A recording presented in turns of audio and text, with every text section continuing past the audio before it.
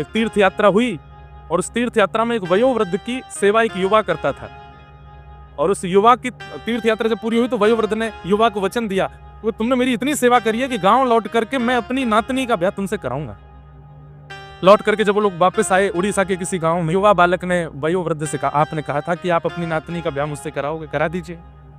हाँ, मैं घर पे बात करूँ। घर पे जैसी बात की तो घर के सदस्यों ने सबने उस व्यक्ति को, अरे वो तो कुछ कमाता नहीं, वो तो ऐसे ही पढ़ा देता है, उससे अपनी बेटी का ब्याह करेंगे, ये करेंगे, वो सबने मना कर दिया। तो बेचारे वृद्ध जो थे वो संकोच में आ गए, अब मैं क्या करूं, मैं तो उसको वचन दे चुका हूं।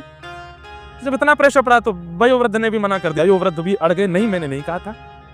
पंचायत बैठी तो पंचों ने कहा, भैया ये कह रहे हैं कहा था, तुम कह रहे हो नहीं कहा था, कैसे माने? कोई तीसरा था जो गवाही देगा कि इन्होंने कहा था?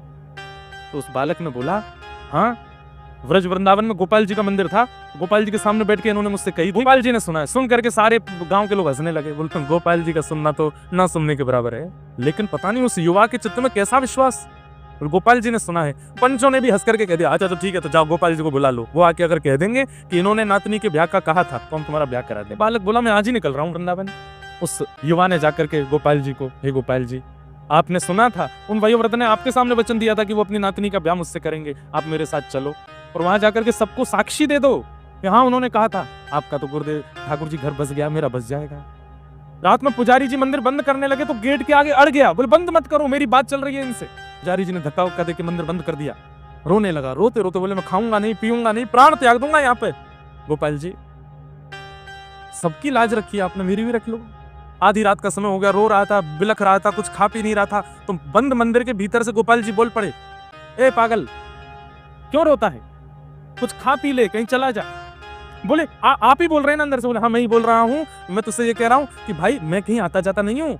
अंत में वो बोल गया, मुझे ब्याह नहीं करना है, लेकिन अब मेरे मन में इच्छा हो गई है कि मैं ठाकुर को ले जाऊं अपने गांव में जाके विराजमान, अब आप चल दो। ठाकुर बोले, ठीक है मैं चल दूंगा, पीछे मुड़ के नहीं देखना, हाँ?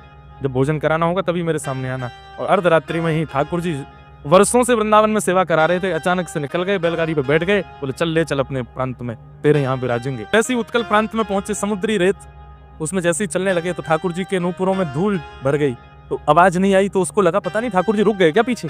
जैसे ही पीछे मुड़ के देखा तो ठाकुर जी तो त्रवंग ललित श्याम सुंदर वहीं स्तब्ध हो गए। अब नहीं जाऊंगा आगे। तेने पीछे क्यों देखा? बोले, आपके नूपुर की आवाज ही नहीं आई मुझे। ठाकुर जी बोले, हम रेत भर गई है या हमारे ना आई। ठाकुर जी बोले, हम तेरे काजे 1000 किलोमीटर चल के आ गए, गांव हमारे 5 किलोमीटर ना आ सके, उन तो कहते हैं यहीं आ जाएंगे। गांव में जाके हल्ला किया, बोले गोपाल जी आ गए, देखो साक्षी देने गोपाल जी आए। पूरा गांव इकट्ठा हुआ, आहा, सबके नेत्र सजल हो गए, त्रवंग ललित श्याम सुंदर मंद मंद मुस्का करके खड़े हैं और सबके सामने साक्षी दे रहे हैं।